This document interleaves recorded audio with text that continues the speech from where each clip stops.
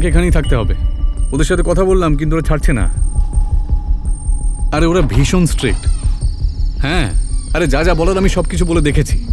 তা নয় তো কি, আমার তো মনে হচ্ছে ইন্সপেক্টরটা পুরো পাগল আছে। আরে বলছে যে আমি নাকি 2 ঘন্টা ওখানে পৌঁছতে পারবো না, আর সেই জন্য আমাকে আবার ওর বাড়িতে ফিরতে হলো। আচ্ছা ঠিক আছে।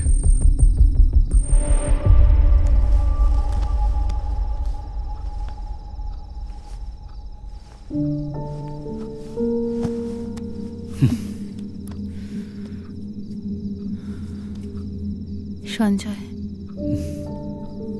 সঞ্জয় তুমি প্লিজ এখান থেকে যাও। আরে ওরা যেতে দিলে আমি অবশ্যই চলে যাব।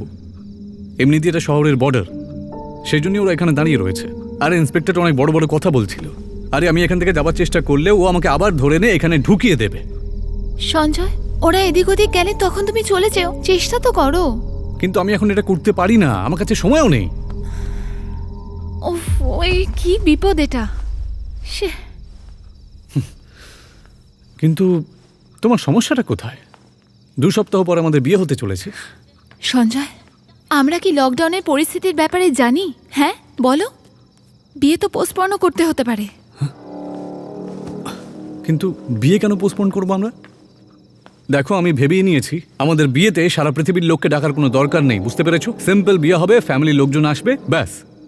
সঞ্জয়, তুমি এখান থেকে যাওয়ার চেষ্টা করো প্লিজ। কি করে বোঝাবো তোমায়?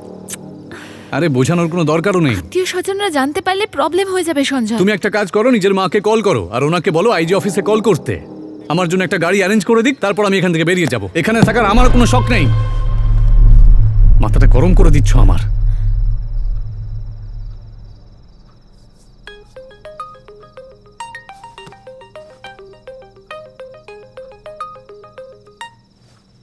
তোকে বলেছিলাম না আমাকে বিরক্ত করবি না, তাহলে ফোন করছিস কেন? তাহলে কি তোমরা দুজনেই ওখানে আছো? আমি টেনশন নিয়ে ঘুমোতে পারছি না, আর ওখানে তুমি। আরে তোর এত কিসের চিন্তা? হ্যাঁ, আমরা দুজন ছাড়া এখানে আরো একজন রয়েছে রে। ওকে, আরে ওর বাবার ছবিটা আমার দিকে তাকিয়ে আছে। চুপ করো, শুনে নেবে। একটা কাজ কর, তুই নিশ্চিন্তে ঘুমা, ঠিক আছে? তুমি কি সিচুয়েশনটা হ্যান্ডেল করতে পারবে? আরে তুই ফোনটা রাখবি শোনো নাকি? না, এমন